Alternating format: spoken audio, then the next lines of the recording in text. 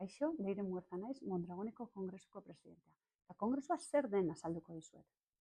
Mondragon osatzen dugun kooperatiba guztiok partekatzen dugun organo nagusia da. Eta bertan, orainaz hitz egiten dugu, baina bereziki etorkizuna elkarrekin eraikitzeko beharrezko ditugun politiketaz eta araudietaz hitz egiten dugu. Horiek aldaketak ponentzia bitartez ematen ditugularik. Aurten, orainaz hitz egiteko batzorde iraunkorra eta kontseilu orokorraren deskargua egingo dugu besteak beste.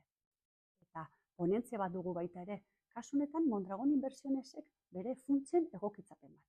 Eta zertarako da egokitzapen hau? Gure politika sozienpresarialei erantzuna emateko. Gure negozioak indartu eta sortzeko, kasu honetan. Eta zure parte hartzea oso garrantzitsua da. Azkenean, elkarrekin eraikitzen dugun etorkizun honetan parte hartze aktiboa daukasulako. Ponentziaren prozesuan izan duzun bezala. Badakigu Mondragon osatzen dugunok errealitate oso desberdinak dauzkagula. Baina denok izateera bat daukagu, gauzak egiteko modu bat daukagu eta bereziki helburu amankomunak dauzkagu. Horiek ere kongresuan konpartituko ditugu.